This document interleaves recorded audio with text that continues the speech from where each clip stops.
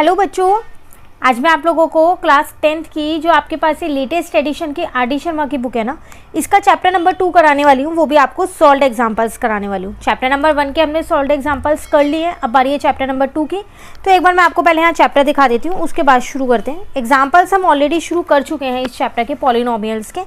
Total हमने 10 examples कर लिए हैं और सॉल्व्ड एग्जाम्पल्स टोटल 20 हैं। तो क्वेश्चन नंबर 11 से आज हमारे को स्टार्ट करना है, ठीक है। तो चलिए शुरू करते हैं। 1 to 10 के चैनल पे अपलोड है, वहाँ से आप कर सकते हैं।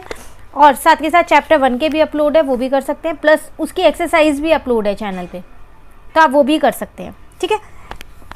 पहले क्वेश्चन रीड कर लेते हैं यहाँ पर। तो क्वेश्चन में आपसे यहाँ पर क्या कह रहा है, find a quadratic polynomial the sum and product of whose zeros are √2 and -3/2 respectively, also find its zeros. NCERT exemplar का क्वेश्चन है, तो इंपॉर्टेंट क्वेश्चन है। आपसे क्या कह रहे हैं यहाँ पर, आपको एक क्वाड्रेटिक पॉलिनोमियल बनाना है जिसके सम और प्रोडक्ट आपको दे रखा है जीरोज का। जब क्वाड्रेटिक पॉलिनोमियल बन जाएगा ना, उसके बाद क्या करना है, उसके जीरोज को भी फाइंड करना है, ठीक है। तो देखो कैसे बनाएंगे क्वाड्रेटिक पॉलिनोमियल, यहाँ पर करते हैं इस क्वेश्चन को।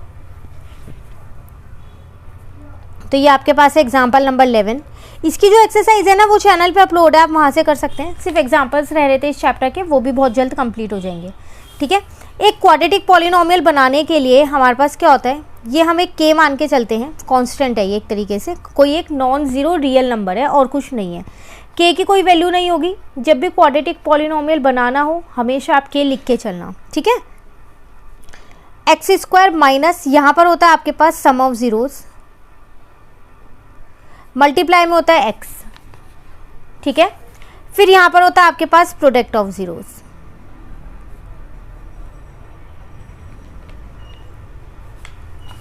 ये होता है। दोनों चीज आपको गिवन है, इस के को ऐसे ही रहने दो। सम ऑफ जीरोस आपको √2 गिवन है, तो माइनस का √2x आ जाएगा। प्रोडक्ट ऑफ जीरोस आपको देखो, एक बार क्वेश्चन में देखो, -3/2 गिवन है, ठीक है। तो अब यहाँ पर आप प्लस की जगह माइनस लगा दोगे, क्योंकि क्वेश्चन में आपको 3/2 गिवन था, ये आ गया। तो एक तरीके से ये आपकी बन गई क्वाड्रेटिक पॉलिनोमियल। अब बात करते हैं इसके जीरोस की, क्योंकि वो भी आपको यहाँ पर फाइंड करने हैं, ठीक है। सबसे पहली बात हम क्या करेंगे, इसको अब f(x) मान लेते हैं। तो ये आ गया आपके पास x² माइनस का √2x माइनस का 3/2। बेस सेम कर लेती हूँ, ठीक है। तो यहाँ पर आ जाएगा 2x² माइनस यहाँ आ जाएगा 2√2x/2 माइनस का 3/2 आ गया। यहाँ से 1/2 बाहर ले लिया, तो वो k/2 आ गया, ठीक है। बचा क्या, 2x² माइनस का 2√2x बचा माइनस का 3, क्योंकि 2 तो बाहर चला गया। क्लियर हो गया यहाँ तक।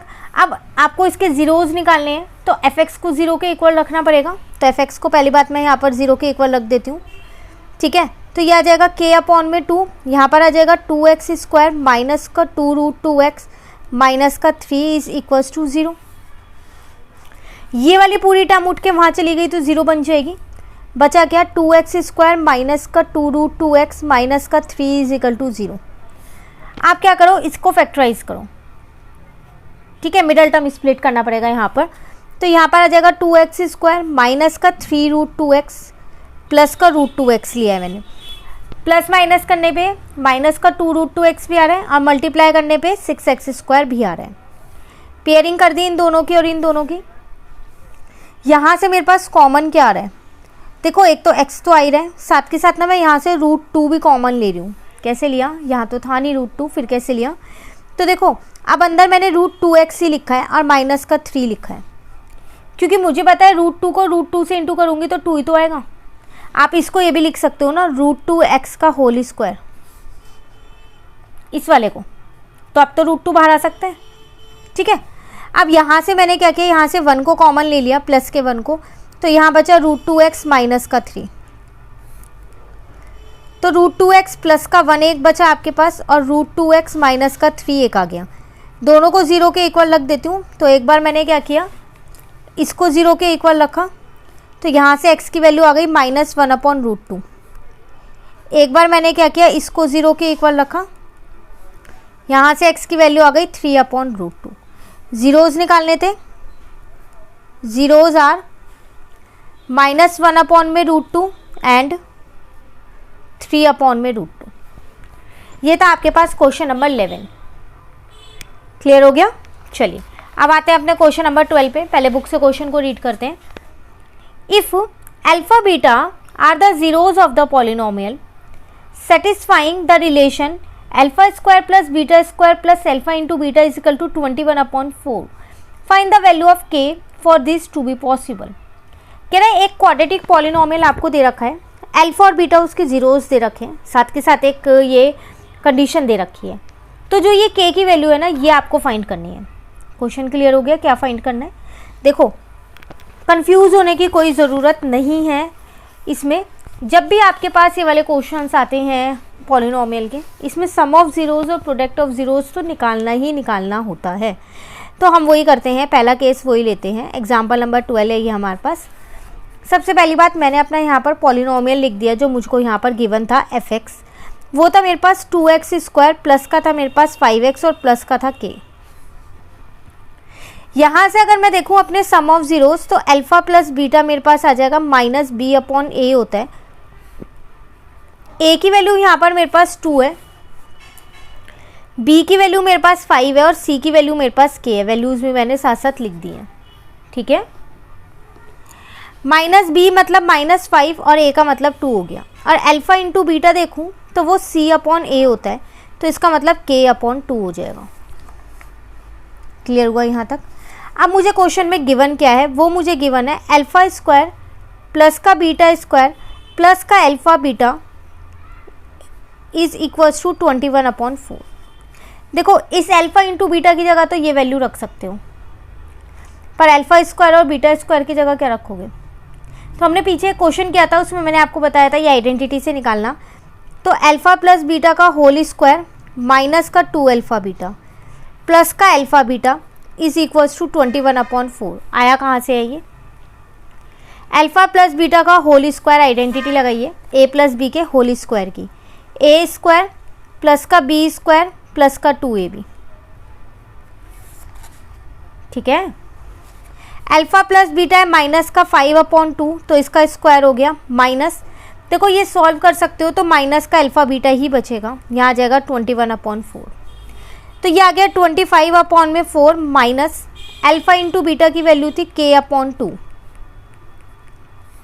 25/4 ऐसी है, 21/4 को इधर ले आई, k/2 उधर ले गई, तो ये बचा 4/4 इज इक्वल्स टू में k/2, कट होके 1 आ गया। इस 2 को उधर ले गई तो k की वैल्यू सीधा सीधा 2 आ गई। क्लियर हुआ? तो आपको k की वैल्यू फाइंड करनी थी, तो k की वैल्यू यहाँ आ गई 2 मेरे पास। ये था आपके पास एग्जाम्पल नंबर 12। क्लियर? चलिए नेक्स्ट एग्जाम्पल पे आते हैं। हम अपने पहले क्वेश्चन रीड करते हैं एग्जाम्पल 13 का। कह रहे find a quadratic polynomial whose zeros are reciprocal of the zeros of polynomial this। कह रहे एक ऐसा क्वाड्रेटिक पॉलिनोमियल बताओ जिसके जीरोज जो हैं वो रेसिप्रोकल होंगे इसके जीरोज के। तो अगर मतलब इसके जीरोज अल्फा और बीटा हैं जो मुझे दे रखा है एक पॉलिनोमियल, अगर उसके जीरोज मान लो अल्फा और बीटा हैं, तो जो क्वाड्रेटिक पॉलिनोमियल मुझे बनाना है उसके जीरोज क्या होंगे? 1/अल्फा और 1/बीटा। रेसिप्रोकल का मतलब तो यही होता है ना, ठीक है ना। तो करें इस क्वेश्चन को, सीबीएसई में आया हुआ क्वेश्चन है ये आपके पास और 2020 में ही आया है, तो इम्पॉर्टेंट है। तो चलो पहले इसके मान लेते हैं जीरोज को यहाँ पर। तो let alpha and beta are the zeros of f x, जो मुझे यहाँ पर दे रखा है ax² प्लस का bx प्लस का c है, ये दे रखा था। तो इसका मतलब अल्फा प्लस बीटा जो है वो होता है -b/a, तो वही आएगा क्योंकि वैल्यू b और a ही है। और अल्फा इंटू बीटा होता है c/a, तो वो भी वही रहेगा, ठीक है। अब हम क्या करते हैं, वो जो पॉलिनोमियल हमें निकालना है उसके जीरोज लिख लेते हैं, ठीक है। तो for required quadratic polynomial the zeros will be 1/alpha and 1/beta, यही होगा। अब इसके सम और प्रोडक्ट निकाल लेते हैं। क्योंकि अभी मैंने आपको ऊपर वाले क्वेश्चन में बताया था कि जब भी आपको क्वाड्रेटिक पॉलिनोमियल बनाना होता है तो क्या होता है, X square minus sum of zeros into x plus product of zeros, यही होता है ना। तो चलो पहले वो निकालते हैं।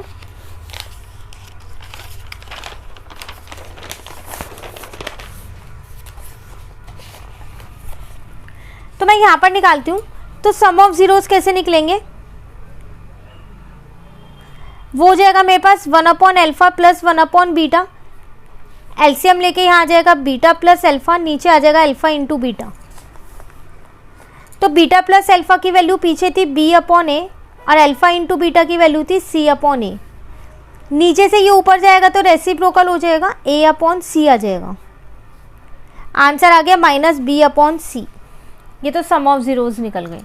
उसी तरीके से प्रोडक्ट ऑफ जीरोज भी निकाल लेते हैं। तो वो हो जाएगा 1 अपॉन एल्फा इंटू में 1 अपॉन बीटा, तो इसको लिख सकते हैं 1 अपॉन एल्फा इंटू बीटा। इसकी वैल्यू मेरे पास थी सी अपॉन ए, नीचे से ऊपर जाके ये ए अपॉन सी हो जाएगी। अब मुझे पॉलिनोमियल निकालना है, तो रिक्वायर्ड क्वाड्रेटिक पॉलिनोमियल के नॉन जीरो रियल नंबर है ये, x square minus sum of zeros into x plus में यहां आ जाएगा आपके पास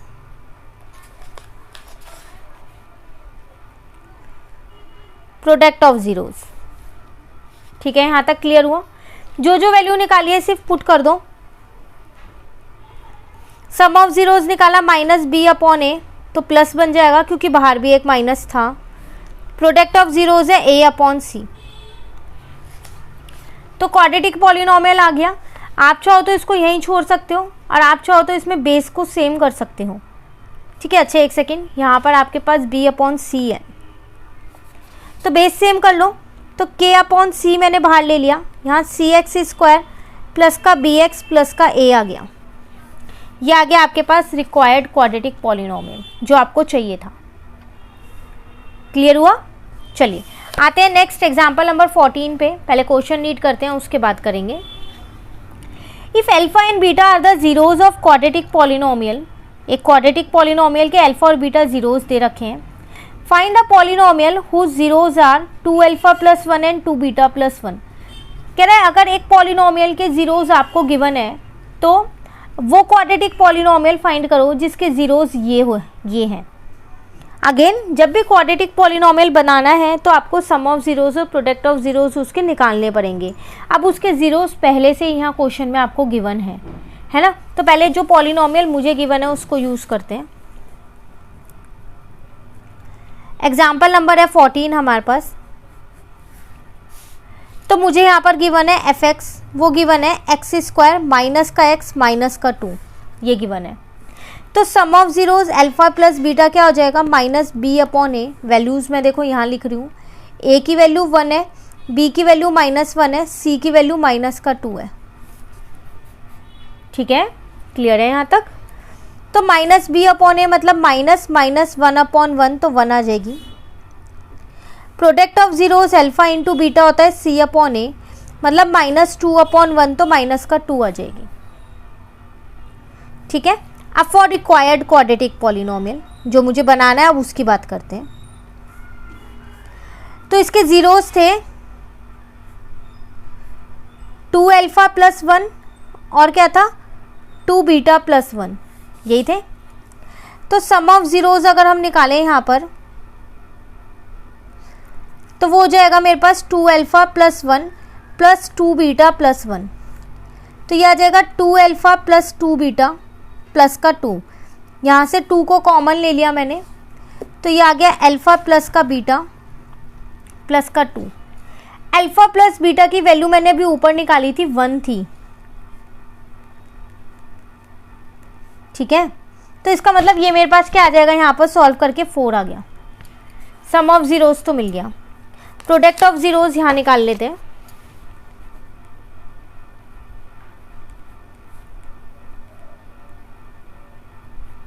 तो वो हो जाएगा 2 अल्फा प्लस का 1 और यहाँ आ जाएगा 2 बीटा प्लस का 1। सॉल्व करते हैं। पहले 2 अल्फा को दूसरे ब्रैकेट से इंटू कर देते हैं, फिर 1 को दूसरे ब्रैकेट से इंटू कर देते हैं। तो ये हो जाएगा मेरे पास 4 अल्फ़ा बीटा प्लस का 2 अल्फ़ा, यहाँ हो जाएगा 2 बीटा प्लस का 1। अगेन इन दोनों में से 2 को कॉमन ले सकती हूँ। अल्फ़ा इंटू बीटा की जगह डायरेक्ट वैल्यू पुट करूँ, माइनस का 2 थी, ठीक है। तो ये हो जाएगा माइनस का 8 प्लस का 2, अल्फ़ा इंटू बीटा 1 था, तो ये आ जाएगा माइनस का आपके पास क्या आ जाएगा 5। अब रिक्वायर्ड क्वाड्रेटिक पॉलिनोमियल कैसे बनेगी,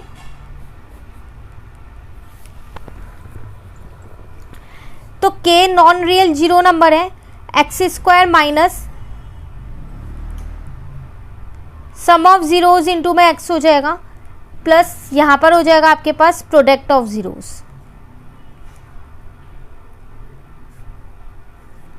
तो ये k ऐसी है, X square minus sum of zeros आपने 4 निकाला तो 4x, प्रोडक्ट ऑफ जीरोज -5 है, तो यहाँ प्लस है तो माइनस हो जाएगा -5। ये बन गई आपकी क्वाड्रेटिक पॉलिनोमियल। क्लियर। चलिए अब देखिए जो क्वेश्चन नंबर 15 है, इसमें काफ़ी सारे पार्ट हैं, तो इसको एक सिंगल क्लास में इस क्वेश्चन को समझाऊंगी और बहुत इंपॉर्टेंट है, ऐसे क्वेश्चंस बहुत बार एग्जाम में आ जाते हैं। तो नेक्स्ट क्लास में सिर्फ और सिर्फ क्वेश्चन नंबर 15 को हम समझने वाले हैं। तो आज हमने क्वेश्चन नंबर 11 से 14 तक कंप्लीट कर लिए। कहीं भी दिक्कत लगे तो आप कमेंट करके ज़रूर पूछ लीजिएगा। वीडियो अच्छी लगे तो लाइक ज़रूर कीजिएगा, अपने फ्रेंड्स के साथ भी इस वीडियो को शेयर कीजिएगा, और अगर आपने चैनल को अभी तक सब्सक्राइब नहीं कर रखा है तो चैनल भी सब्सक्राइब कर लीजिएगा। तो मिलते हैं कल की क्लास में, जिसमें हम ये क्वेश्चन समझने वाले हैं, क्वेश्चन नंबर 15। तब तक के लिए bye bye, thank you, have a nice day.